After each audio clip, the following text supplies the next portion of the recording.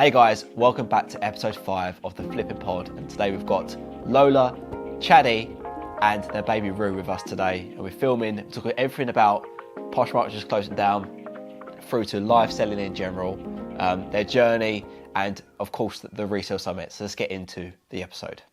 When you're working with corporate's different. Yeah, Corporate world is different. You've got one though at the minute, you've got the Elephant Group. Yeah, the Pink Elephant Group, which is the rag house. That's the rag house that you use for your live streaming. And for anyone watching this right now, to give some context, this has been filmed 3 days after the news that Poshmark UK has closed down. So Dun, dun, dun. Yeah, that was fun. The first question I got is, how are you both? How are you feeling? Fine. We're fine, Completely yeah. fine. You're taking it very easy. Like It was a shock, wasn't it? Mm-hmm. And Matt, we didn't see that coming at all, so it was a big shock, wasn't it? Yeah, but you didn't even get told it in advance, and you were like an ambassador, right? Yeah, so we're ambassadors, but so the meaning of ambassador is, I think what people think what ambassador might mean is not what it is. It's just that you've sold so many things and you've shared so many things. So it's, so a lot of people could be an ambassador. So for Poshmark, that doesn't mean that you're privy to any information. But do you not think that you should have been told at least a little bit for the general public? You would have thought so, wouldn't you? I think the reason I think they couldn't is because then it would get out. So they have to tell everyone at the same time. Yeah. Knowing, I've worked with other companies, so I know how it works. It all has to be on the same level. Otherwise, if people find out before other people, it's why did they know and we didn't? And it just gets messy, doesn't it? So it's and I do know that the staff only knew a little bit before us. So it wasn't everyone found out at the same time. Yeah. And it was UK, Australia and India they pulled. It wasn't just the UK. Yeah. It's kind of like they were cutting off the extremities. To save the body. Because I think America and Canada are not doing so well. So it was we need to protect what is making us money. Yeah. Did you? I know obviously you wasn't told, but did you maybe see it coming? No. No. So what people were saying was, Poshmark didn't advertise enough and all this kind of stuff. But with business, they had a plan. There's always a plan that they had, and it's phased in different phases. I'm pretty sure they're in this grassroots phase, and then you get influencers in, and then you start advertising wider, maybe the odd thing on the internet, and then maybe a TV, maybe campaign radio. So I think we're living in an age of a microwave mentality where we can put something in the microwave and 2 minutes later we've got something that will fill us up, Yeah. We expect everything here and now, and with business, a lot of bricks and mortar businesses, I know Poshmark isn't, but sometimes they're in a deficit for 5 years. Do you know what I mean? So to expect, for us, we weren't expecting this big growth. We were let's just get in at the start and see how it goes. We were really excited about live selling. That's really why we joined the app. There was nowhere else that we could do it, and that's what I really wanted to do. Was that the only apart from the live selling, did he bring anything else? So you could list on their wardrobe. So it was you could list and then you could do live selling. For us, we joined to live sell. Okay. I kind of got onto it because someone from America said, I've recommended you to go on the app. So I thought, okay. Went on it, I was like, okay, it's just another Vinted or another eBay. But then someone mentioned the live selling. Yeah. We had a conversation with another reseller and mentioned live selling. Lola's ears pricked up then and she's like, this is what I do as a job anyway, I could do this bit. So I wasn't a reseller before Posh.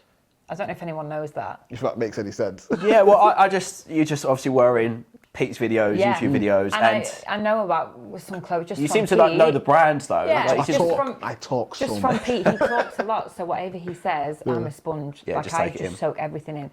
And I love thrifting. I love going to the charities. So for me, I've done it since I was a little girl. So for him to have a passion in that, I'm like, I'm coming with you, and we'll find stuff that you can sell. So, but Posh was when I learned about live selling, it was more of a social thing. That's what I do anyway. So I was like, Pete, this could be big. And then we watched what they were doing over in America. And a lot of people have downsized other parts of their business to upscale it in live selling. And for me, I just love it. It's so cool. So that's when I decided to go all in with it. Yeah.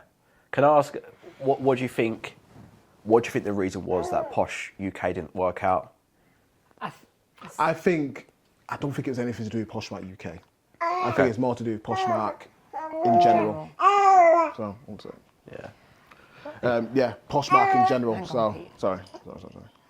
Let me just. You grab it. Let me grab it, because sometimes you're heavy-handed and you squish it. Oh, it's trying to be squished. You ready? Yeah. Yeah. Yeah, I think it's more Poshmark in general, really, because if you actually look at articles over the last year, Yep. they've been cutting staff. They've just had a takeover from a South Korean company which bought them out, I think, at like a couple of billion or something like that. Okay. So there's more going on behind There's the red scenes. flags. We didn't even know. 'Cause No. we've not put all our eggs there. It was just Yeah. like, this is cool. It was an extra income. Yeah. So yeah, from looking at it now, we don't think it was Poshmark UK. We think it's a whole, but maybe they won't be around for long, full stop, you know. And they've Yeah. pulled the plug on every other market except for their big markets. So Yeah. Do you think Vinted had a bit more of too much of a strong hold here in? they're You know- massive, aren't they? Well, you know, like They're in everyone's mouths. the Americans, when they come over here, they're like, "What is this vintage?" Yeah. Is it like the flip in the US? Like Poshmark is seen as it's known, right? It's known. Yeah. It's well known. It's been Generally around since known. 2012, Yeah. you know, and I think they're a strong company and they'll do what they've got to do. But Yeah. you come here and Vinted is in everyone's mouths. It's But everything's they like also 3 quid. advertise. To be fair to them, they do advertise Vinted. Only recently. So Vinted's been here since 2015. But it's not when was good. the last time? Yeah, when When did was you the actually first see first it? time you heard about it? It's recent. Yeah, only so two- that's what we couple mean years. about. Strategy. Posh was only been here 6 months, and we expected a lot of people expected a lot from it, and we were just like, let's just see where it goes. For Yeah. us, it was the best thing to ever happen to us. Yeah. Like Yeah. it was. It's amazing. opened our eyes Yeah. to the potentials of what we can do, you know. And Yeah. it was a good rise. It was good. You mentioned you done something similar in your actual job. Do you mind sharing what your job so, is? So I don't know. I don't have a job. I own. I'm in network marketing, so Okay. which is like a startup where you buy a box of whatever it is that you're selling, cheap startup, and then you sell it and get a percentage on what you're selling. So the company provides you with the product, Okay. and you sell it, and then if other people want to sell it with you, then you'll make a percentage on what they sell as well. So kind Yeah. of like Avon, if you've heard of that, Yeah, or yeah, like yeah. Herbal Life, or Yeah. So I'm with Unique. So when Bijou was a baby, I wanted to stay at home. Yeah. I didn't have a career anyway. Like I was a carer before Bijou. I've not got very good GCSEs. I've not got any kind of A levels, degree, nothing. qualifications, and my career history is like dog poor. Like I stayed in a job probably longest 6 months. Yeah. So I've been on benefits and all sorts. Like the story's like it goes on, doesn't it? So when Bijou was 9 months old and my maternity pay was ending, I was like, I want to stay. Is that your first child? Yeah. Sorry? Yeah. She's nearly 10 now. I wanted something so that I could stay at home. Like Yeah. when she was 9 months old, I was like, there's no way I can go to work to earn money just to pay for her childcare. Yeah. Like it was like, this is wrong. It doesn't feel right. So then that was the only way then that I could see that I could make money from home. So I just gave it a shot. And then, one thing led to another. And I built a company of over 9,000 women across the world. And our monthly turnover at our height was about 400,000. Wow. So it's been the best thing for us. It opened Pete's eyes to leaving the police, like there's more to Yeah. life than a 9 till 5. Yeah. And that's when you got into reselling, wasn't it, really? Because of Well, I thought that. as a policeman, I got in the police, and honestly, for me, that was the best thing that ever happened to me. Like, I wanted to be a policeman for ages. It took me years to get in. Do you know what I mean? And then once I got in, I was like, I'm set. Like, I'll just do my 30 years or 35 years, whatever it is, and then I'll retire. And that was it. I didn't understand anything to do with business. What business are is just all risk, you know what I mean? We You were don't do anything. grateful for a pension, weren't we? Yeah, I'm just happy we can get a pension. Security. Yeah. Woohoo! But then when she started, she was at home, and I'd be like, just done like, 48 hours or something, just doing this. I mean, I come home and I'm still making, a third of what she's making. Wow. But she's able to like spend no time with the kids. And I was just thinking to myself, what am I doing? You know what I mean? And I just thought, what could I do? Because I didn't want to do that. I wasn't very good at that stuff. So I thought, what could I do to be able to like do something similar to make money? And then reselling happened to come along, and I was just like, oh, okay, like I can do that. First time I went to a charity shop was Lola took me. Lola's been in charity shops her whole life. I'd never been in a charity shop before. Yeah. And then that's when it all started. Picked up a basketball and a tie. I bought a Wimbledon tie, Ralph Lauren Wimbledon tie, and that was it. I was hooked. That's it, you're hooked from there. I think once you do get that adrenaline rush of selling something for more than you paid for it, Yeah. it can easily snowball, and it sounds like you've had that It doesn't even make sense. I felt like a drug dealer. I felt bad. I thought I was like, hang on, I'm a blagging someone's head. I've just bought this for cheap, and then put the actual value on top of it. Yeah. And then someone wanted it for the value. I was like, how does it, like? I was telling my brother about it. I was telling everyone about it. Like, there's this thing where you can buy stuff. And you can sell stuff for more stuff, and I felt it's like, well, that's what Asda does. It's what Tesco does. What everyone does. It's like probably the oldest business. It's where the world goes round, isn't it? Yeah, absolutely. It's been going on for it's centuries probably, Yeah. and some people still view it as like a negative thing. Sometimes people are like, oh, you buy from a charity shop or wherever, and it feels like some people think you're exploiting people. Asda don't make cornflakes. Do you know what I mean? Yeah. Asda don't make cornflakes. Yeah. They buy it from someone else, and then they sell it make a on. margin. Yeah. So it's just the oldest game it is out there, right? Yeah. Just coming back to Poshmark quickly. So if they were to return in a couple of years, No. got I just think you've got one shot at it, and they've left an impression now. and that's a bad taste, isn't it? It leaves a bad taste on it. Yeah. And there was already a lot of people uncertain whether it was going to work, and they were waiting for it to work to jump on it. And there's people waiting for it to fail because it's just how does it even work? Yeah, and then there was some people that gave it everything like we did. Yeah. And so I just think, Hey. Just the baby. So that's it. It's no more Posh. I just think, I think you get one chance to make a good impression. Yeah. And if you start cutting, like you're not as valuable as someone else, then it's like, I mean, they could do. You never know. Like, but I think for us, where we are, we're happy. Even when Posh was here and you were selling on there, were you looking at the other platforms? Were you looking was you exploring other options? yeah. I think once we knew that live selling was a thing for us, we wanted to see what was the best of live selling. What company does that? We want to give our customers the best Yeah. best experience, the best features. So at that time, there wasn't a lot around. When we first started Posh, it was February. Yeah. There wasn't a lot going on there, Yeah. And we didn't even know, can we live sell? Have we got enough stock? How does it even work?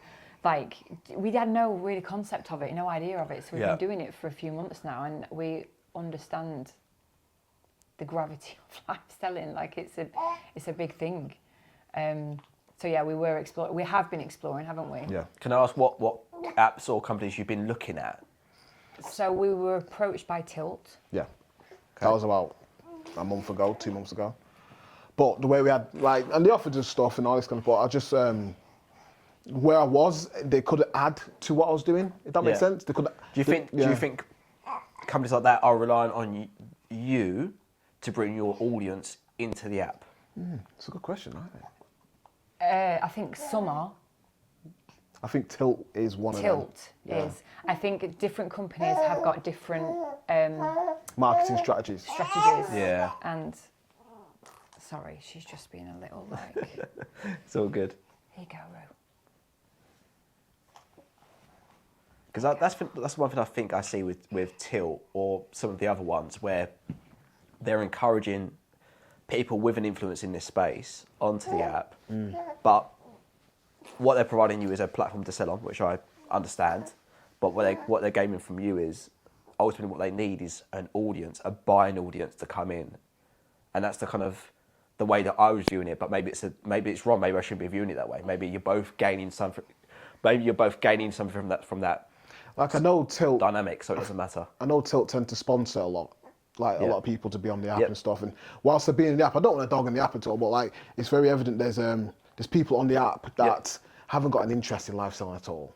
They've got their stores and all they want to do is sell, but they want to sell for the price that they want it for. And like you say, there's a margin with live selling, which it tends to be lower. Yeah. But you're moving stuff quickly. You're moving stuff quicker, so it's a different type of selling, isn't it? And presenting a live sell is a completely different ball game to packing up and parceling from eBay. Did Poshmark, 'cause I know Tilt didn't, or maybe they have since I've last checked, but do they have an integrated mailing platform? Like, does it link into a parcel to go or eBay a pack link? I'm not 100% sure. Did Poshmark have something where like you had your 50 orders? Royal Mail. It kind of. So it populates it's in raw mail. integrated, yeah. So it works Yeah. quite that worked quite well. It integrates straight into a 2K parcel or a 5K parcel. Yeah. But Posh wasn't optimized for live selling, if that makes sense. It was optimized for if you were a casual seller selling from your wardrobe. So their idea, Posh's idea was Jane down the road wants to get rid of 5 other items from the winter. Yeah. So she's just going to do a little show with her friends or like with anyone that's on the show, and she's going to sell 5 items. Me and Pete are popping out 100 items in 3 hours. It's not built for big sellers. It's built for your casual seller. And that's the whole idea of Posh, is selling from your wardrobe, a closet clear out, as they call it. I think that's hard though, to get a casual person to go on live and live sell from their wardrobe. That's quite in daunting. America that works. In England, we are We're more quite conservative with our feelings, with our things, with what we say, you know. So we just had a little pit stop, to put Baby Roo to bed and have a little rearrange of a few bits. So we're back now. good. And I think also this shows like this is life, right? Yeah. I've got young kids. You've got not young smooth. kids. I think sometimes when you're on social media and you're doing YouTube and your Instagram, people sometimes think people are like. see the highlights, Yeah, don't You they? see the highlights, yeah. 10 minutes of someone's like day, and they make a perception of what the whole day is like, when in reality it's An iceberg underneath. Yeah. yeah.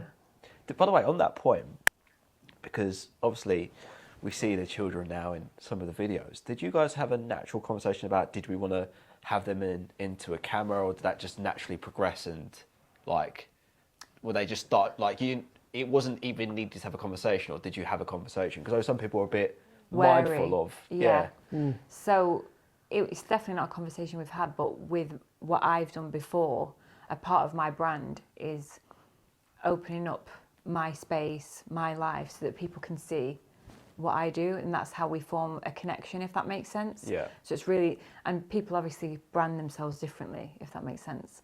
So a part of my brand starting 9 years ago was just to open up the home so people can get to know us authentically. That means if it's a good day or a bad day, or the children have always been a part of that, haven't they? Yeah. And so that's just rolled into what we do now with Pete's YouTube, really, isn't it? Yeah. I mean, Lola ended up in the YouTube because I found something really cool, and I thought, oh, maybe if I can just show her what she thinks about it, and then I think, okay, then it just carried on because people love that bit though. Yeah. I love that bit when I was like, you come over and like, what? Close your eyes, or like, what is this? It's a banger. It's a banger. You're like, oh my god, did you find that? Yeah. I think because in the comments when I first did it the first time, people were just saying, oh yeah, I love this bit because it's just relatable. It reminds me of me and my missus, and we because just, you do kind of do that. Like I think other retailers doing it again. Yeah, They like, want to look what show I've people, got. right? Yeah. And then, that's what you want to. That's what you And naturally it is do with the real. store. Like I don't know what he's brought back. When he brings it, I'm just like, what? Like, some of the things. Sometimes you're like, why have you even got Yeah, that? like he's like, look at this. I'm just like, what are you showing me, mate? Yeah. Coming back to live selling, because I'm fascinated with live selling, but obviously Poshmark, unfortunately, RIP. Yeah. We mentioned that you were looking at some other platforms. Can I ask you what next? Are you allowed to tell us? So we're going to set up our own platform. No, I'm joking. Can you imagine? Chaddy Pete live sales. Yeah. So if anyone wants to join, you get a free code. And, no, we are going to Whatnot. Yeah. So it's quite funny actually how that all started, because it's all started before we even knew Poshmark was going anywhere. So it's a month ago or something. It's called divine timing. Yeah, We yeah. can't believe that in one moment something happened. Like, it's crazy how just the time frame in which all this has happened. Do you want to say like a door closes, a window opens? Literally, it's the same house. It was like, Do you know what I mean? Wow. it was like someone was preparing that for us. It was real. Like, I had goosebumps when we had that email to say Poshmark was closing, because I was like, I can't believe Because this. 6 hours before they were closing, we got an email basically saying, Congratulations. we want you to be on the app. We want you to partner with us. So, but were you going regardless? So mine was pretty much fixed of going. Okay. Anyway, because what the problem, like what we said before, like with Poshmark, was it wasn't optimized for live selling. it's not optimized for Okay, but So it's not optimized for like big live selling, like volume selling. Volume selling. Volume live selling. okay, If that makes volume sense. selling. It's not even optimized for that. It wasn't compared to other platforms. It wasn't a great selling experience for customers and even for the seller. But it's not built for volume selling, which is what we've got ourselves into. Yeah. So we were looking at where can we go, where we can turn over more stock, and it's great for the customer and it's great for us on the other end with preparing beforehand, shipping, and even the features while watching live. So that's why we were looking around, wasn't it? Yeah. And then we found this and we were trying to think, okay. And So did you have to like ask to be on it, or did they invite you on, or how? Just So right now there's Apply. there's no clothing category. It doesn't exist right now. Okay. There's only, I think, luxury, memorabilia, football, Pokemon. Yeah, sports football cards. cards. Stuff like Yeah, that. that's all there is right now. Yeah. And I think there's you applied a while ago, didn't you? I applied about March, I think it was. Okay. Yeah. Yeah, So yeah. that's the frame of time. Yeah. Yeah. And the application just says, we've got your application, thank you. But everyone knows it. Don't do anything after that. So there's a lot of people that I think that have applied, but it's just, that's as far as it goes. You don't hear back from them or anything. Yeah. And it was only because we reached out to them about being at the summit that we managed to form a better connection there with that. So Yeah. yeah. That's exciting, because I know in the US that is very hot right now. Yeah. And we mentioned earlier on that what I see in the US is a lot of sellers that were maybe concentrated on eBay or some other platforms. It seems to be now spinning, and I see a lot of them doing way more and whatnot than. And eBay is not, I don't say dying out, but they're reducing the eBay side of things. So with live selling, do you believe that's the future? I think, sorry, I personally think eBay is going to have a space all the time. It's such a giant, and that style of selling will always appeal to people, like where they buy stuff when they want to buy stuff. You don't have to come into a show or anything. But I think live selling will have its own space, and a very big space, if that makes sense, because we just like people. Humans just like Human other, connection, do you we're know what I mean? after that, aren't we? Yeah. So, And so the affiliate marketing is a very small version of live selling. That's like, it's kind of taken over from normal advertising now. I feel it like you see an influencer, they're sharing something, because that's how we do things now. You know what I mean? Advertisement doesn't work the same anymore, you know. So live selling, I think, is going to be here for a long time. And it's been here, to be fair, it's been here for ages, hasn't it? Well, yeah, QVC. QVC's been around, but I think I definitely think this is a new wave though. In like. yeah, it's coming, and it's coming Yeah. big. Yeah, I agree. And it's, like, for me, it gives me goosebumps to think of the potential, because it's huge. It's not easy. It is a hard work. It's a big graft. And even like afterwards, all the shipping that you have to do and being on live, it's not for everyone. So when you talk about live sales going to be huge, it's not, it really isn't going to be for everyone. You have to be, there's so many things that come into being a live seller. But for those that can do it and that are willing to do it and that are willing to graft, that have the right amount of, you need stock, don't you? You need a personality, you need a, do you know what I mean? There's a lot that goes into it, isn't there? Yeah, you have to have like a big personality most of the time, like just, I don't know, like, it just, again, Not it's even just, a big personality, but it's just, it's difficult to explain, isn't it? Like, yeah, because like, the thing is, Lola's been live selling for like 7 years already.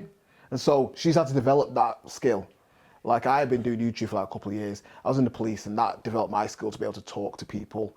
And then, do you know what I mean? So it's not, you can't just turn the phone on and just be like, start live selling if you've never done it before, because it's a hard work. It's hard. Yeah. It's like, if you're thinking about like what we're going to say or this, then how it's portrayed doesn't work very well. So you can develop the skill, but the skill can take a long time to develop. It's just, we took time to be able to do that. we've been developing it for years without knowing what was coming. Yeah. It's been years in. It's been years in preparation. So yeah. So, and some people say, well, it's not for me, and that's okay. Like, I feel like people think, well, this has come up and I have to get into it. Yeah.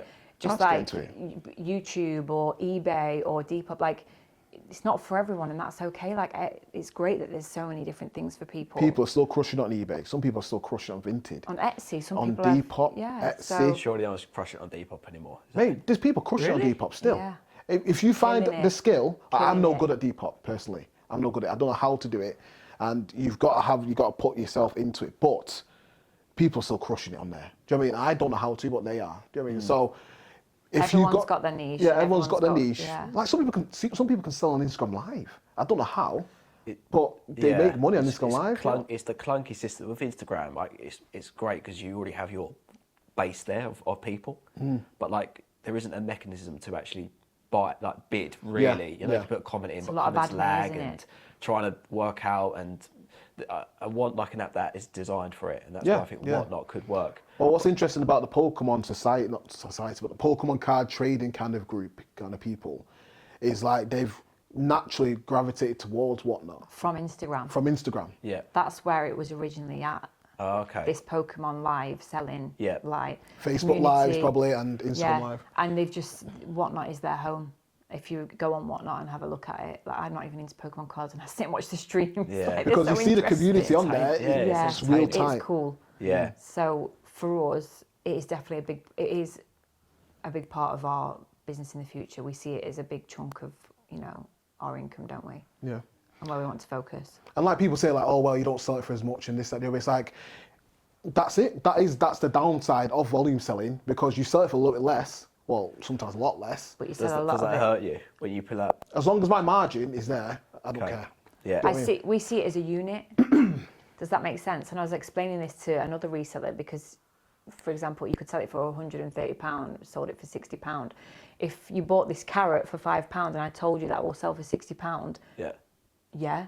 But because it's, I don't know, Burberry, you're like, no. Does that make sense? So for us, it's more like it's a unit. If you're doing volume, obviously, if you've only got individuals, then you need that full price for it. But volume selling, just get through it, because really, if it's just a unit and you're making money on it, there's a lot of money. Yeah. So talk me through that setup that you were doing on Posh, which you may replicate onto Whatnot, but like you were going to a recycling factory. Yeah. So you had a relationship with one of these, right? Yes. Did they contact you? You contacted them about that relationship? Tell them the story again. So There's so many stories. yeah, and like we said, it's crazy how doors open. Like I feel like it's always working for you if you're working for it. If that makes sense. And I fully believe in that. What you put out there comes back like full pelt. He was at the summit. And he was just sat there. We didn't know who he was. He was just sat there, and he was at the summit. Wow. And then in the evening, he approached me, and he's not from England, so his English isn't great. But he approached me, started talking to me, and said he has this textile recycling centre, and he's here, and he's just really interested because he resells himself from the centre. He has an eBay account and other things. Yeah. Really interested. And he just wanted to know more about resellers and what we do and how he can improve his business. And he invited me to have a look. And he said we could record. We didn't actually end up putting it on YouTube. So I was like, Pete, there's a guy that owns a rag house. We couldn't believe it that night. We were like, this could potentially change everything for us. Yeah. And so a few weeks later, he texted us and we went over, and he just said, yeah, you can pick. So we were just happy to be able to find. Yeah, I was going to say, how did you, because you found stock. I'm trying to get how you went in your mind from selling the stock on eBay, which is like what I'm used to, or Pete's used to where you went, no, there's an opportunity to live sell. I'm trying to get to how you got to that. Yeah, so Poshmark was happening, we were live selling, we were doing it from the living room with Pete's stock. Oh, you're really doing it with with your own stock. Yeah. Got ya. So, but the thing is, with your own stock is, what about if someone doesn't want it? So you've then got to list it, and it's not a guaranteed sell. Yeah. People don't want everything that's on there. You've only got 50 to 100 viewers. You can't guarantee a 100% sell-through rate. And so Pete was picking there at the time, and I've got a good relationship with this guy. So I just said, whilst we're playing Mario Kart, we used to have Mario Kart kind of sessions. When I was pregnant, we'd sit and play stuff. Mario Kart, and we'd like talk out the vision of our future. You two are sitting there playing Mario Kart. We do that at night. We'll just building the empire. Yeah, well, it's just like, what about this? But that, whoa, have you thought about how big that could be if we did that? And we always do. We just sit. I feel like Mario Kart. Whilst I'm launching like a shell down the track. I've got my Wii out. I love Mario Kart. Yeah, it's sick. Whilst I'm absolutely caning him. But yeah, so a lot of times we're just playing video games while we're doing it when the children are in bed at night. And it was just a storm in my head. I was just saying to Pete, imagine if we could go into the rag house, set up the camera. And we had this relationship anyway with him. And I just pick from bags. Yeah. And then I say, let me know if you want me to run it, because usually on Poshmark, you run it in hope that someone will buy it. Yeah. And if no one buys it, then one, you've not got a sale on there, which I don't think is good for your algorithm. Okay. And two, you've got to do something else with that item, haven't you? Because it's yours, you've paid for it, so it's not guaranteed. So I just thought, what about if I ask him? We just pick from the bag. Yeah. Let me know if you want me to run it, and we just pay for what we sell. So I've sold it before I've paid for it. Bring it home, send it. Doesn't even touch the stock. Yeah. So I said to him, I said like once, because she was really small, we had it in mind when I was pregnant, but then I had to wait because I'm massively pregnant. She was a baby, breastfeeding and everything. And I messaged him and said, when I'm able to, I want to come in and show you how I'm lifestyle on a Posh Market. He said, yeah, that's fine. And then it was like 3 weeks later, I messaged him and said, I'm coming. I had to chat about it. Well, I actually took my phone, my tripod, bags, numbers, everything ready. He opened the door and I was like, 12 o'clock, I need to start live selling. He's like, today? Are you serious? Yeah. And he just set it all up for me, and he was just, he sat and watched me, and he said, I cannot believe he stopped the whole operation. Yeah, so he for the day. Yeah, just to say, Lola, go crack on. Yeah, this week, and it's rare to find someone like this. The forklift drivers had to. He gave them a 2-hour lunch, like, because I said I want it to be authentic. Cause he said, do you want like a blank screen? Do you? I said no, it needs to be raw. Yeah. I want to look like I'm in the rag house. Yeah, and he's like, okay, you can all go off work for 2 hours. He parked the forklift behind next to your stuff. Yeah, and they set it all up for me, and now we don't have that. We're upstairs and everyone's getting on, which I prefer. I don't want to stop people's business, and we just do our own thing upstairs. But he was really up for it, and then he just said he would love it if we live sold every day. Obviously, it makes him a lot of money. Yeah. But we've got a really good relationship with him now. So. And how many pieces? So are these pieces pre-qualified before they come out to you? So they are AB grade. AB grade. Yeah. So have you seen them though? No. No. Okay, so you're yeah. Okay. Blind picking so from the back. like rag houses, people think rag houses like just have like it's just like sunshine and rainbows. You go in, it's like, oh, I've got all this North Face and this, that, do it. Yeah. It has to be sorted by somebody, and so the way he does his is very different to where a lot of rag houses do him. If that makes sense. So the way we can do it, that's why we're able to do it the way we do it, where we can just pull a bag and be confident enough to be able to go, let's pull out. Do you know what I mean? Okay. So yeah. Yeah. So he has a sorting system. A lot of rag houses is not like that. So a lot of people go and they're sorting through a lot of rubbish to get some good gems, but obviously he has a lot of he has Depop and eBay and lots of stuff going on. So for him, this is an extra tool on the belt. Is that what you call it? Yeah, an extra string on the bow. String on the bow. There you go. Tool on the belt. String on the bow. But yes, for him, it's an extra thing going on for him. So he's really excited about it. But yeah, we know that there might be holes. There might be like a zip missing that's missed even by the people that are sorting it. So while I'm live, we've got 30 seconds to check it. Okay. I pull it out, check it over. The rag house drop. This was called. The rag house drop. Who came up with that name? Well, originally ours, when we were doing it at home, was called the drop. Okay. With Lola and Chaddy P. So we're like, well, let's just keep the drop. Yeah. And this is the rag house drop, and we can use the drop if we decide to live sell from home again. We can do that. Yeah. What I like about it is you're not trying to dress it up. You're not like, right, we're bar stock, and then we'll take it into this nice little fancy, boutique place, and then pretend it's like our whole brand is, and we were saying this before, like our whole brand is based on trying to be as genuine as possible. So if we're recording and one of the kids comes downstairs and starts, so I want to we just leave it in. Yeah. If I see, this is funny, I saw a donut shop once when I was going around, I was like, donuts man. So I went and got some donuts. Met Lola somewhere like a trampoline place. Oh, Lola got some donuts. You know what I mean? And we just, anything goes. Do you know what I mean? We're not trying to be like, we try and be as authentic as possible, don't we? Yeah. In what we do, and that's what we've always said from the start. And so the rag house is just like, it's a rag house. It just worked out. This is a rag house, and this is exactly what you see. And I always say that to our clients: is what you see is what you get. I'm seeing it as you're seeing it. This is fast paced. Yeah. We try our best to find the stuff, but. And how many items are you selling in a session? It's around 50 for an hour and a half. Yeah. 50 items. So on a Thursday, it will change on a different platform now, because on Posh you could only sell 50 items per stream. Oh, okay. So that was a cut off, and then if you did another stream back to back, then your customers are paying 2 shipping fees. Got ya. But whereas Whatnot is completely different. So the sky's the limit. So we'll just keep rolling with it. So, but I normally on a Thursday do 2 50 item shows, and that would be 100 items in 3 hours. God, it must take some mental energy to be ready for a live show. Thursday night, are you both on it or just? Yeah, I do it on Monday. Lola does on Thursday, but we're going to try and mix it up so we do it together. We're going to try and get a nanny. We're looking into hiring a nanny now for the children, just so we can both be on it. That's what we really want. And we could just do one big day, and then the rest of the week's cool. Yeah, so a day blowout, we'll just go crazy. But it's hard work. Do you have to there must be some do you have to switch to a character? Not switch to a character. I know you're very authentic, and we've been talking about this, but you've got to get the energy. You have to bring energy. It's energy. Right? It's energy. Yeah. Normally, it's involved in like a Red Bull. But for me, I'm gonna grab one in a minute. Lucozade orange. Lucozade orange. I take with me, but it's not a change in character because I'm crazy. And sometimes I'll say stuff on there because obviously you can't edit. I'm thinking, people are thinking that I'm so stupid because I'll be dancing and I'll come out with some stuff that's probably not appropriate, but I'm like, yeah, well, this is me and I'm absolutely mental. Like, I'm just not right, you know. But can you imagine talking like an hour and a half? Yeah. Well, for you, it's like 2 hours straight. Yeah, but I love it. It's hard work, honestly absolutely love it. Yeah, it's good. It's really good. Do you think you would ever go all in on it? So this is the thing, right?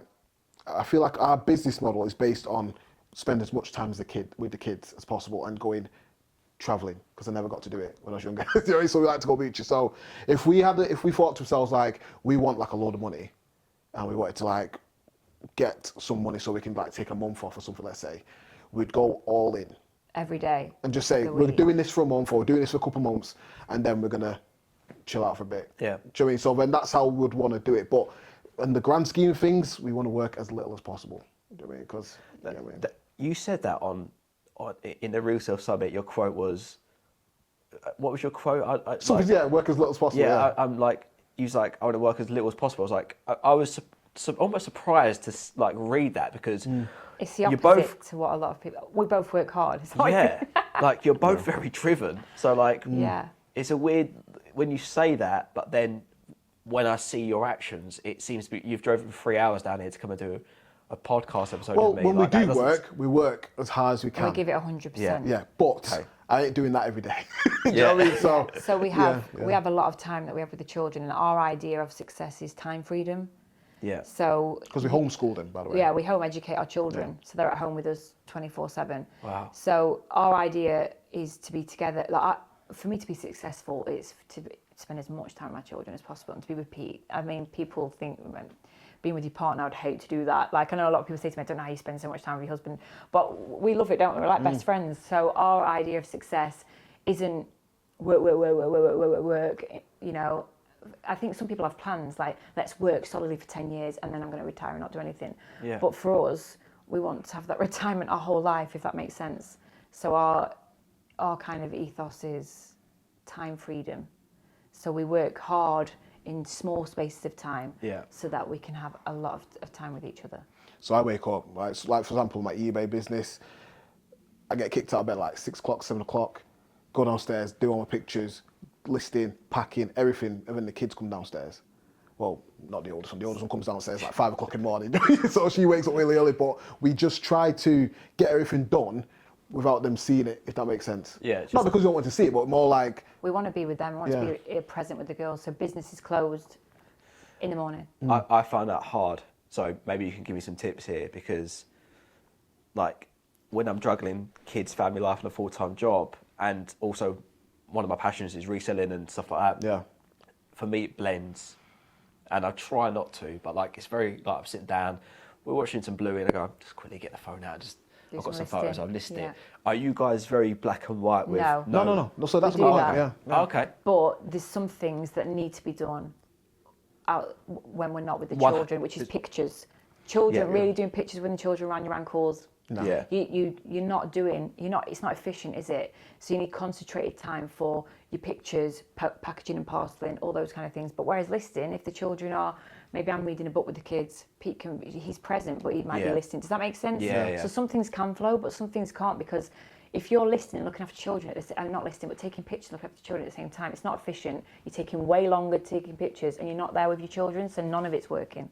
Does that make sense? But we are very flowy, like you Are said. you good to give like each other the right amount of time, or does that become a bit of a like, oh Pete, come on, you've had an hour, like I need to. Well, it's weird because it's not even like that at all either. It's like we call it. Lola used to call it when she was doing her network marketing business. And you still do that, sorry? I still do it, but it's now that live selling's come up and the summit has come up, it's just not as prevalent. I'm not working on it as much as I was. Okay.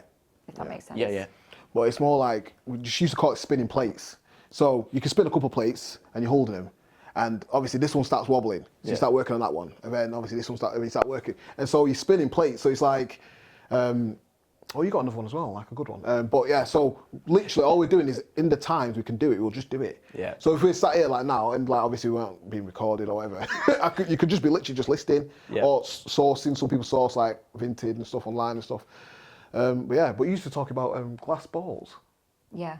Do I want a glass ball? I think that's a good analogy. I think it's a good one. So you're juggling, in life, you're juggling lots of different balls, and some of those balls are glass balls. I don't know if it's the exact same. It kind of works. It kind of works. And kind of. This is kind of, I don't think it's the same, it's different. Okay. Yeah. So you're juggling balls, and some of them are glass balls. You can drop some balls, and they'll bounce back. Sometimes in a month, in 3 months. With some glass balls you can never afford to drop, which are like your children.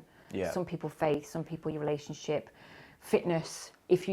For some people fitness isn't a glass ball. You know what your glass balls are. Yeah. So make sure that you're constantly juggling them, and those other things which might be listing, it'll bounce back. Do you know what I mean? Does that make sense? So just make sure you're looking after the precious. So basically that means that don't be too hard on yourself if you can't do that listing. If it means, I always think to myself, can I do one listing today?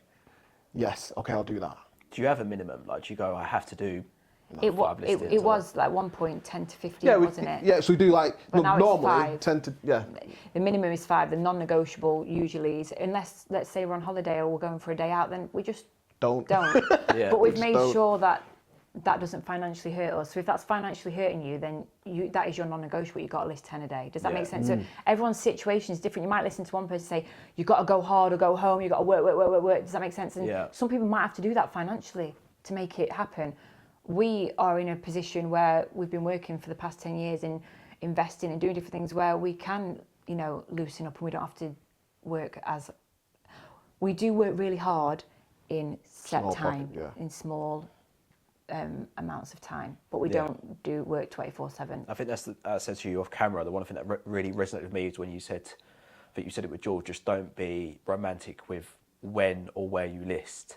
So if you get a 5-minute window or a 10-minute window, just do it there. You don't need like a set hour to go and sit at a desk and do it. Like, you can just grab these little pockets. See, this is my problem with my YouTube, because like when last time I uploaded a video was like before this one was out like a month, maybe 3 weeks. I asked you about this, and you dropped one on me. Get it sorted. So I was just like, what is it, juicy gossip, and then all of a sudden you dropped one. I was like, But so I was romantic to where I edited my videos. So the normal schedule was I'll take my oldest daughter to forest school, and then I'll go to Costa, and then I have my special seat. Like, it's in the corner in the Costa. I know exactly where it is. And you sit there, get myself like a nice little like hot chocolate or something, and I'm just like, okay, got 3 hours. I'll just work on my video. Yeah. But if I didn't have that Costa, it didn't happen. I didn't edit my video. really? Does that make sense? Yeah. So for the last 3 weeks, she hadn't been to forest school. I've not edited my video. So this last video, your answer. yeah. So this last video, I had her like this, and I've got my MacBook here, and Bluey's on as always, and the kids running about, and I just thought, I'm going to edit my video right now. Okay. And I thought, oh, I can do it. Yeah. So I'm doing it now in the time that I have. We're always learning. Yeah. Yeah. So that was like a non-negotiable. I have to do it in Costa. Now I'm trying to do it wherever I can. Yeah. So then the videos are still okay. I think this video is okay. Maybe I missed some bits, but it's okay still. Yeah. In my head, I thought I had to be perfectionist. Yeah, it has to be here. regimented. It has to do this, or else I can't do it. But now I can do it anywhere now. So. Why do YouTube anyway? Because you started it, was it just before lockdown, I think? Just the channel? After, during lockdown, yeah. Oh, during lockdown. Yeah, I started doing lockdown. So. And you definitely blew up on like in our space. Everyone else needs to be quite organic, but you had like a year of like rocket growth, it seemed. It was weird because like with my YouTube, I just started it because I had nothing else to do. And he likes Talking. editing. It's not really the making of it. You like the whole, don't you? So the cutting of it and the B-roll and The creation of something. So before I even started YouTube, people kept saying, why do you just use YouTube and just like do this? So I was like, if I'm going to do it, I have to understand what makes a good video or what makes a bad video, if that makes sense. So, because people said, just put the camera on and just work. I was just like, I could do that, but I just know like, I'm not doing the best I could do it. So I spent like 2 weeks, and I'll go to this one, and this is what I do. Like I go to Lola, Lola, look at this. I've learned this, and I'm telling loads of stuff. And so I had to be able to watch a video and say, okay, this is a good video, and I can tell because the views are like this. And until I could do that, I didn't start with this video. And even my first video, I didn't like it anyway. I had in my head, what do I need it to do to be able to do it? So when I researched, and I was right, I'm ready to go now. So I just started it. And I don't know, people were doing videos similar, but I thought, I'm going to do it slightly different, even though no one's doing it. Yeah. If that makes sense, because I thought, I like doing it like this, even though no one's doing it. So I carried on doing it like this. And I got to a point where I was going to quit. which is weird because people think, oh, I'll never quit. But like 6 months in, I was doing videos from home, and I was just like, because there's no charity shops open, and this lady from America, people know her. She's called Lavender Clothesline. Big YouTube, big Instagram. Like, she's a nice lady. She just messaged me out of the blue and just said, I really like your YouTube videos. Why have you not done one for 2 weeks? And I was just like, Lola, this lady from America just messaged me, and I just thought, oh. So I just carried on doing it. She shouted you out. She shouted one of the videos out, yeah. Oh, Yeah. okay. She shouted him out as he was like, I don't know why I'm doing this. Obviously, you started because you loved it. It wasn't like, I want to have a big subscription base or anything. Yeah, I just liked doing it. Subscriber I just base. liked doing it. You just enjoyed it. So it was just like, why am I doing this? Why am I spending time? And then she shouted him out. And he was like, wow, like, people actually enjoy it, didn't you? Yeah. You really buzzed, weren't you? Like, Yeah, it probably really meant a buzzed. lot to him. And then that was when you were like, no, I am going to keep doing this.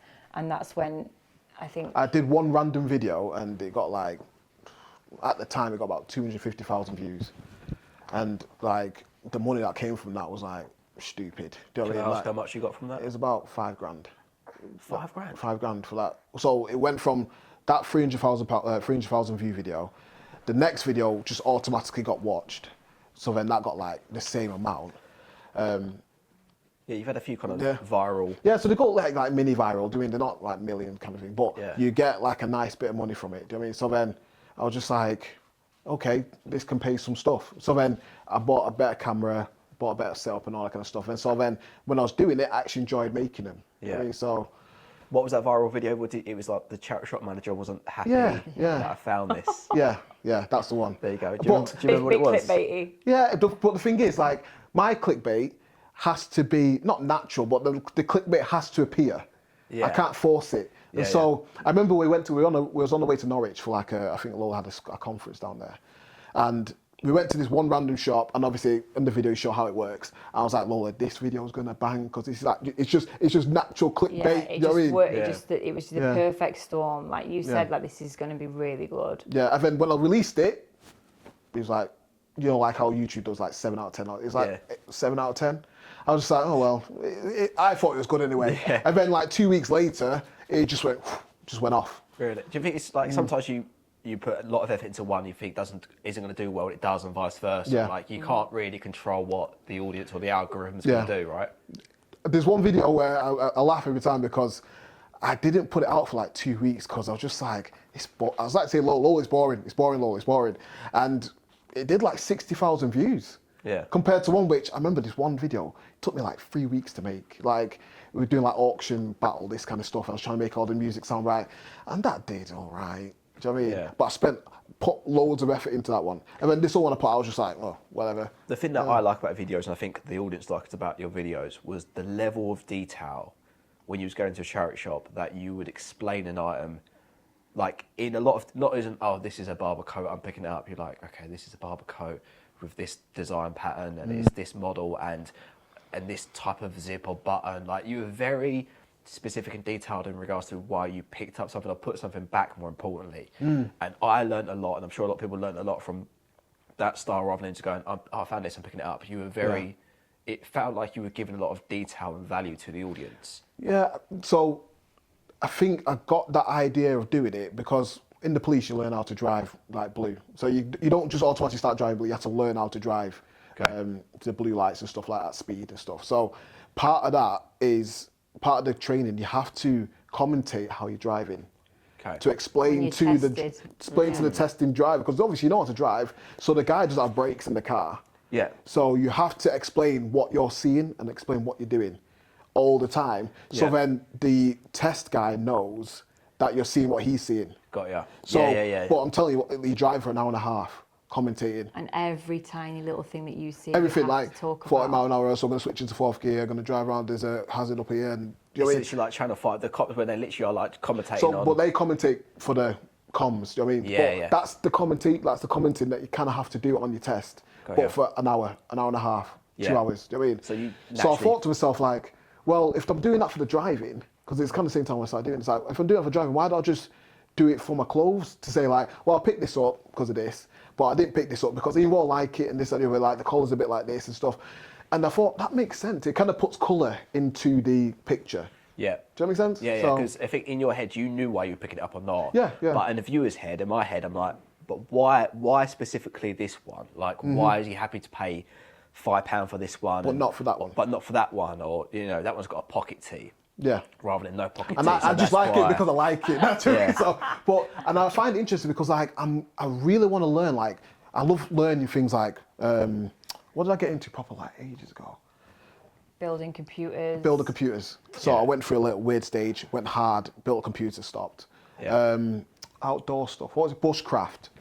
Bushcraft. So like, do you like being in the wilderness, being able to live outside in the wilderness? Tie like, ropes, the amount of ropes I that was were tying ropes around my the house house. and stuff. But I like learning stuff, and I love the videos which explained Yeah. what they were doing and why they're doing it. Even if it's just like, why did you put your tent on this tree but not that tree? And why are you on this piece of ground? And why have you brought this in your bag? And why have you done this? And why did you wear these boots? And do you know what I mean? So then I wanted to learn every single thing about that thing. Yeah. So I thought, can you do that with reselling? Do you know what I mean? And so then I was watching videos thinking, if I could just explain why this works and why this didn't work, and even though these looking perfectly exactly the same, why I picked this one instead of this one. Yeah. Do you know what I mean? And sometimes it could just be because I felt like it. But at least I said why I did it. Do you know what I mean? So I think people find value in that. And then, Absolutely. but that means then everyone's different. So then if, let's say, someone else did the exact same thing I'm doing, they can't do the exact same thing because like if they see something, let's say, I don't know, like a wrestling t-shirt, I really love, I don't know, like Steve Austin. Like I love Steve Austin because when I used to like watch it when I was little with my dad and then it brings out, it's not even about the clothes anymore. Yeah. It's The about story. It's a story. the people. History. Do you know what I mean? Yeah. So Yeah, no, I agree. yeah. Where did you guys meet? We met at a Church conference. A church conference in Manchester when we were 16. Yeah. They held something at the University of Manchester. It was like for like, Yeah. how long was it for? 4 days? Yeah, and we stayed in dorms there, and Yeah. I'm from Derby and Pete's from Oldham, which is near Manchester. Yeah. So there was youth from around the country Yeah. went there for 4 days, and that's where we met. Yeah. And then you got married shortly after that, right? No. So So that was when we were 16 or 17. Okay. 16. 16. 16. She left her number in this book, that like a leavers book. Not in the kind of Bible, thing. hopefully. No. Imagine that. It was like a leavers book, and then that was it for like. the following year, we went on a date in Manchester Yeah, to the cinema, yeah. and we watched Superbad Superbad. on a, what on a a Sunday. film. I love that film. Oh, Love that I film. got lucky there. Yeah. Yeah. What film to watch? Yeah. So and then it wasn't until we were 21 Yeah. that we started going out. Yeah. wasn't it? Yeah. And you was in the police at this point. No. No. So in my church you go on a mission, which is like people go to like exotic destinations, like friends I've got like South Africa, Zimbabwe, Australia. I went to London. So you go on a Yeah. two-year mission. If Yeah. you ever see those guys with white shirts and the badge, the black badge, I've might never see 'em noticed now. them, but now they're you told knocking me. on doors with scriptures. Okay. So Pete did that for 2 Yeah. years, and he was around here. In Oh, right, yeah, he's up the road, right? Yeah. So, Basildon, Southend, Norwich, middle of London. I was all over this area. So this is Yeah. like, they called it like the England-London mission, which Yeah. just covers up to like Norfolk and stuff. So, and I was here for like 2 years, yeah. Yeah, and then I lived in Spain at the time, and Pete came home, and I loved him from when I was 16. I've always I could tell you exactly. This is so cringe. All of his profile pictures on Facebook, I could tell you what they look like from all. Like I was like his biggest fan from when we were little. Like always loved him. Even in Manchester when we were leaving that day, when we were 16, like I was so gutted that I wouldn't probably see him again. Like, and then when we were 17, we went on a date, but it just didn't. It's just a date, Yeah, wasn't it? it wasn't anything. So yeah, he came back. He did have a girlfriend, but then they broke up, and I saw his relationship status change, and I was like, "Come my to God. Spain to see me," and messaged him straight away. And so yeah, we Yeah, started from there. dating shortly after, didn't we? Yeah. And then 4 months later, Pete proposed, and then 9 months later, we were married. So probably almost a year from when we started going out, we were married. yeah. So, at what point you mentioned the police earlier? At what point did you get into the police? Was you married and then? So we were dating when I joined the police. Yeah, just before I married. Yeah, just before I married. As Yeah, a special constable. yeah, special constable in Manchester. And then you were Yeah. doing uni. He was just doing psychology at uni Yes. as Yeah. well. And then once we were married, then he applied for the police in Derby and Yeah. got in as a paid. Well, that was like a police officer. 2-year waiting near enough. I mean, it was a long time. But yeah. and then You that's loved where- it, right? I loved it, man. Yeah. I loved it. Like, I couldn't imagine if I was going to do a job, that's the only job I could do. If Yeah. that makes sense. Like, I can't just I just didn't like it. I've done jobs, but I don't know. It never felt like going to work when I was on as policeman. I loved it. Just loved it. You know what I mean? And just no day was the same. Like they always say that, but literally no day was the same at all. Like some days like super boring, some days were super fun. Just so varied. You know what I mean? So yeah. And when you made that decision to go into reselling, Lola, I was going to ask you, like when people come to you and said, "Hey, I'm gonna pack in the 9-to-5 corporate job and the pension and all that good stuff, and I'm gonna go and start reselling." What did you think? Do you like about that? I was the one that told him to do it. Oh, really? Yeah, that came from me. I was like, do it. Yeah, but I was scared. A lot of people say there's a risk in leaving a pension, but there's also a risk working shift work for the rest of your life, and then you're old, you've got bad heart problems, you've got a bad body from all the shift work, mental health. That's a risk too. So a lot of people see risk as financial risk all the time. Everything's always about money. Everyone makes it about money, but actually, what is your health worth? What is your life worth? What is your time with your family worth? And so when Pete left the cops, I was on a really good income with he didn't really need to work. But I said to him, even if you earn half of what you do in the police, but you had all this time with us, would that not be worth it? And actually it was like, yeah, of course it would. Yeah. So I said, no pressure with reselling, just go and enjoy it. And then obviously... Well, when I first left, I was like, right, I'm finished. I went in, handed my badge in, done. Came back, literally 2 days later, we locked down. We locked down. I was just like, Lola, man, I don't know what we're going to do. I don't know what we're going to do. But what was interesting at the time, it was Italy that was locked down first, wasn't it? Yeah, it was, All my stuff was going to Italy. Oh, on the GSP, you know, like on their global shipping program. Yeah. So I thought to myself, like... Yeah, if people are doing nothing and they're buying. Yeah. So we were worried at first, weren't we? But we kind of saw ahead, like a lot of stuff is going to the places where they can't buy anything. Yeah. So a lot. It was actually a great time in hindsight. You didn't think at the time, but in hindsight, it was just like things were flying out, right? Yeah, I wish I kind of enjoyed it more, because obviously I was just stressed because of it was just so uncertain, wasn't it? You know. Yeah. But yeah, it worked out, and then I just thought, well, if I could survive lockdown, why not everything else? You know. So then just carried on as usual, and then it just was going strength from strength, and that's it. It's just been. I keep running into like my cop friends, and they just say, "Oh, you're coming back, Pete?" They'll be like, "How's it going?" I'm just like, I have no reason to go back. Yeah. You know what I mean? And that's all I kept thinking. Like, worst comes to worst, I'll just go back to the cops. And that's what we always thought. What is the worst case scenario of you leaving your job? Having to go back to it. But that's what you're doing now. Do you know what I mean? So it's just like, let's just go for it. Yeah. And how long have you been? So Shiloh was born on the 15th of January 2019, our second child, and that's the day that he stopped. So he wanted to be more present with her. That's the day that wasn't official, but you went on parental leave, didn't you? I was on parental leave for like a year, and then the day like officially it was done, then we locked down. Yeah. So yeah. And you can't come all this way and we not speak about the Resell Summit.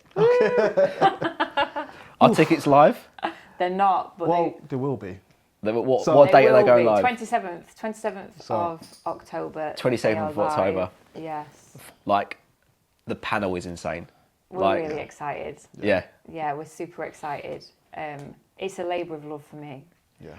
Why? Yeah. Why start that to begin with?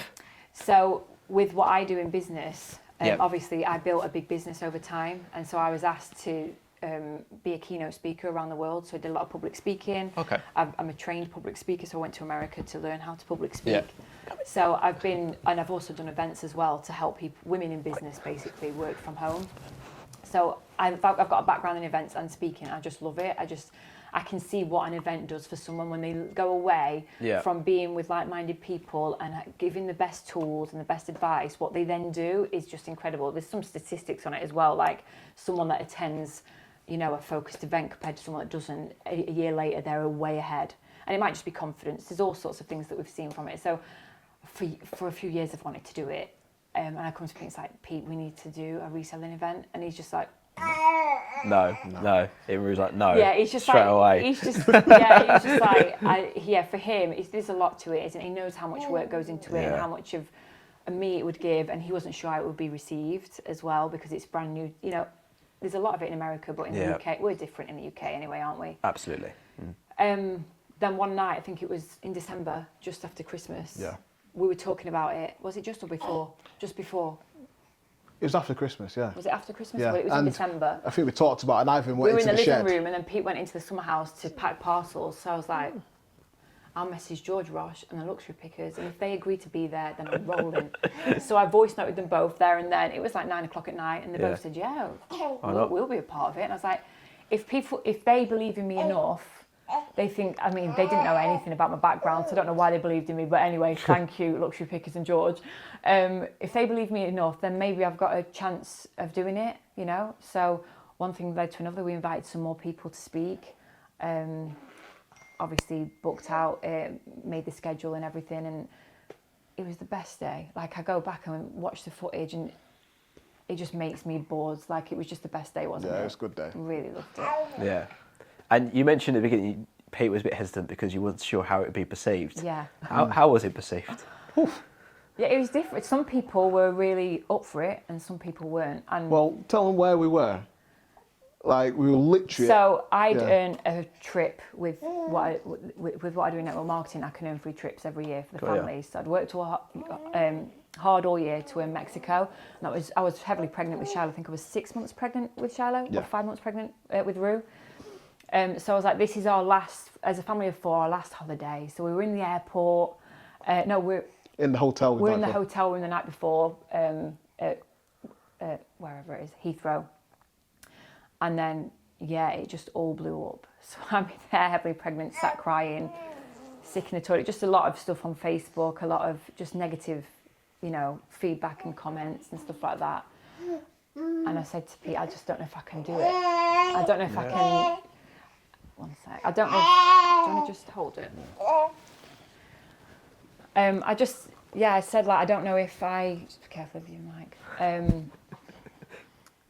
I don't know if I've got, like, the strength, like, now, just about to give birth, and, have I got the strength to actually carry this on, because there is going... And I didn't even see that there would be that. I was like, it's going to be fun. Like, why not? Why would people not want to, it would be good for people, but I obviously didn't see how other people would see it. What was it that the people weren't seeing? Was it the price? The price. Because it costs money. Yeah. People didn't like it. And they thought, like, oh, it's a money grab. Yeah, so it was labelled as a money. Well, not everyone. So like, it wasn't everyone. It was actually a really small amount of people. But I feel like negative sounds loud. Yeah. It's fiercely loud. And when you don't hear everyone, because the people that are positive, they don't say anything because it's just like, this is how I feel. I'm up for going. Yeah. So obviously the negative was a lot louder, but it was the ticket price. The people thought that was just charging people to meet a reseller, which was not, at all. So with the Resell Summit, how much did it cost to put on? It was thousands, wasn't it? Yeah. If you take into consideration the cost of the rental of the conference centre, we had the evening do there, the caterers, the teas and coffees, the tech teams, the photographer. It's a lot, it all adds up. It wasn't cheap. Yeah. Yeah. Was it? We would like to broke even. Yeah. No. So we didn't. I ended up paying more money than what we actually made. Yeah. And the ticket price was low. I think people thought £50 was a lot, but actually for an event with, like, even if you go out for food for a day with drinks, you pay more than £50, and there was free teas and coffees throughout the day, and a lunch. So I didn't make any money on it, but it wasn't really about that, if that makes sense. Yeah.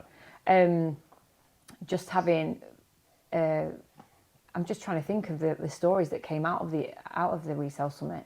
Yeah, I resell stuff, Harry? Yeah, Harry, yeah. So a few days before the event, he sent us a message saying, I'm not sure if I can come. I don't feel confident enough. And he arrived that day shaking. He was shaking, and he's like, I think I'm going to go home. I don't think he'll mind us even saying this. And then next year he's going to be speaking.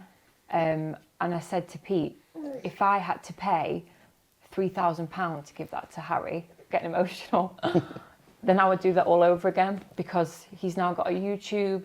He's a part of the community, which he never was before. He's been doing this for 10 years. He's been a reseller. Like, it's not like he's a new reseller. Yeah. He knows his stuff. Like, he's a good reseller, but he's never had the confidence to go out there. So even for him that day, just to feel a part of something and a part of that community, he might not have took anything away from, like, informational, but for him to feel a part of something, to think, do you know what, I've got the support there that I can go and create content and give back. So in so many ways, it's done a lot for him, and it's done so much for us to be able to have Harry in his best version this past 6, 7, 8 months. He's just... And now he's walking barefoot all over the place now. Yeah, I know, Like, he's an icon in the community, and I look back on that, and if anyone ever said like, I can't believe you did that and you were paid for it, it's like, it is invaluable what was created that day. And I think back and look at the content that was created in there. I look back at the videos and the pictures, and it just makes me feel so happy. Like the day was so good, wasn't it? Yeah. The vibe in that room, the emotions that were felt, the energy, it was just such a good time. So Yeah. I'd do it all over again, and I would be pitchforked again and dragged through the streets and, you know, hung and drawn and whatever else happened through Facebook and on YouTube. I would do that all over again because it was totally worth it for what we got out of it. Good. That's cool. What is the end goal of that though? Because you're going to do it next year. Just keep Future, doing it. just continue to We're grow trying to it. keep increasing the value of it. Yeah. Okay. So, see if we can put her here with some toys just in the middle. So at the start, obviously, you can't do so much because no one really believes in you, because who even are you? Yeah. A lot of people saying she's not even a reseller, but no, I do events. I'm going to bring resellers in that have the knowledge. So at first it was resellers. We're hoping we can get different companies on board and we can maybe do expos, and you know, there's so much potential for it, and we could get different people that give different business information, not just reselling, you know. So yeah, for us it's just let's see how it goes. Let's see where this event takes us, and just add as much value. If people can go away and feel like good about themselves, or if they feel like they've taken something from it, learned something new, then that's my job done. And Harry, that was in my head. So this time I said to Pete, even if I face that again, Find worth it. that one think of person. Harry. Yeah. Anyone he's so worth it. Yeah. I love him so much. He's so worth it. There you go. A lot of love for Harry in this podcast. Right, we've got some final wrap up, quick fire questions for you. Do either of you have? It's obviously directed for both of you. Any unknown hobbies that maybe you've not spoken about on camera? Pete does jiu-jitsu. I don't know. I if don't he really talks talk about that. too much, but yeah, I do jiu-jitsu on the side. So you can beat us all up, pretty much. He'll choke you out. I get beat everybody, so yeah, that's the hobby which I do. Again, it's something I can't master ever, so I love it, and I'll never finish it. Yeah. And and I love genealogy, so family history. She's so loud. I'm so sorry, guys. Doesn't matter. My sister, she doesn't even like a dummy, so that's not going to work. Let me just hold it here for now. And I like family history, so genealogy, ancestors, finding out where they were, who they were, how far I can take my lines back, like my dad's family and my mum's family. How far things you gone like that. back? Way back, yeah. Hundreds and Yeah, way Well, back. she's Icelandic. Oh, really? Yeah. There you go. There we are. Yeah. So way back. She's gone really Charles far. Darwin, he's in the family tree. Is he? Yeah. No way. Yeah. Seriously? Yeah, King Henry VIII, most people are though. Oh, right, It's by the time you connected. carry on going back, I'm related to Adam and Eve, right? It So attaches. Well, you're related to the Warburton somewhere, aren't you? Yeah, Do you know Warburton's bread? yeah. There's so many relations Little- there. But a lot of people just don't know it 'cause Yeah. you don't dig. But Yeah, it's yeah. cool to find out who you're related to and where your bloodline is. It's cool. Absolutely. Any investments outside of like reselling and like your stock? Anything that's any assets that you're maybe holding on to? I'm trying to think now. Like we've got we invest in a stocks and shares ISA. That's pretty much the only thing we've got outside of it, and we just kind of put into that like we put into our mortgage. Yeah. So then eventually at some point that will pay bills. Like that's our kind of pension plan, if that makes sense. Is that into an ETF or individual stocks? It's a index fund ETF. I think Index it's an fund ETF. Yeah. So you know about them then? That's You what I know? do. Do the exact really? same thing. Yep. Oh, And Sam cool. does the exact same thing. And a lot of people say like, what is the plan? But it's sometimes way better than having a pension to have some, you know, as long as Yeah. you're putting enough in it, and it's compound effect, isn't it? At the end of the day, Yeah, exactly. Yeah. compounds. And we It's do that hard to with find us. someone that actually knows about it, to be fair, which Yeah. is really cool. What I like about it is it's somewhat you don't want to touch it. That's the idea of it, but like it is liquid. I view it as liquid. Mm-hmm. So Sorry. You know what I'm saying? we've got 3 more questions, bro. We're nearly there. I'm so sorry, We're guys. 90% there. Do you want some attention for 5 minutes? Hey. Hey guys, so Lola's just had to leave set for a moment to look after baby Rue. So I'm going to use this opportunity now just to ask Pete some Instagram questions. So moving on to some Instagram questions. Okay. The first one isn't so much a question, it's a comment. Yeah. from Josh Luck. He says, not a question, but wanted to say, after finding your YouTube at the start of the year, I've really got into reselling and I've really improved my self-confidence. On ledge. And I hope to finally meet you both at the Resell Summit 2024. Nice. Yeah, because I speak to him quite a lot. He asks me some questions. I try and help where I can, but I'm not a guru. Do you know what I mean? But when I know it, I know it. But I appreciate that. It's nice to know, do you know what I mean? It's weird. I feel like I don't provide anything. And so when people say that to me, it always makes me smile, because it's just nice to know people are actually benefiting. So. Oh mate, people 100% benefit. Yeah. So yeah, it's 100%. Thanks, Josh, wherever you are. Amuah says, will you be back with live selling ASAP? Yes. Well, yes. Guess we've answered it already. But yeah, we yes. kind of answered it already, but yes, we'll be back. The Rack House drop, same name. Save your money. Yep. See in a bit. Question for me was, where can I listen to the podcast? So currently on YouTube, however, it will be coming to other platforms soon. Flex Vintage asks, best way to scale eBay business from part-time to full-time? Okay. I think you have to kind of think of it in systems, personally. So if you're listing 10 a day, you need to then work out, okay, if you want to just scale up, let's say just to 20 a day, which is obviously double, have you got the money to be able to double that? And then you have to think then, okay, have you got the space for that? So although you could just say just list more, it needs to be have you got the storage system to be able to cater for an extra 10 on top of the 10 that you're already doing? And then as you kind of work on the environment that you're in, the stock room and all those kind of things and packaging and stuff, that's how you can scale quite nicely. And so then you can just obviously go from 10 to 20, and from 20 to 30, but taking into account, have you got the space for it? Because I think my problem was when I first started, I can only say from my experience, I went pretty hard, but I didn't have my summer house at the time. So I bought loads of stuff, but then I had nowhere to put the stuff. And then that naturally put a stopper on the growth of my business. Once I then got the summer house, because my environment changed, I was able to fill that environment, and then I scaled up to the space that my summer house could handle, if that makes sense? Yeah. So I think once you change your environment, are you able to work with the environment that you got, whether it's you clear out a stock room ready or clear out a bedroom ready just for your stock, then naturally you'll grow to your worth, or you'll grow to your scale, if that makes sense. Yeah. And so then people get a warehouse, and then they go massive, but then you have to involve other things in there. Then it's constant organisation, all that kind of stuff. So it can get complicated, but if you're just trying to go from part-time to full-time, you just got to see, do you have the money to be able to buy enough stock to be able to cater for that? So if you need to scale into it, you can't just double it and... Yeah, I can only speak from my own personal experience. When I went from from part-time to full-time, I just went with what I got, with what I had, and then I just as I built, it just kind of went into a natural stage where instead of just doing 1 a day, 2 a day, 3 a day, it was just I'm doing 10 a day. Yeah. I have to do 10 a day. Yeah. And then went to 15 or 20, and it's that's a bit too much because I can't get enough stock for that, so I'll switch it back down a little bit and carry on. And so that's what I did, and then I ended up in the space where I was able to do my full-time, be able to work on it full-time. So yeah. Obviously the problem with that question is it's all about context. Lola obviously was making money as well, so then I didn't have to worry as hard about making money as quick. It kind of gradually came to what it was. And if you don't have that, then it has to be a lot more surgical. It has to be a lot more methodical. You have to know how it's going to be from the beginning.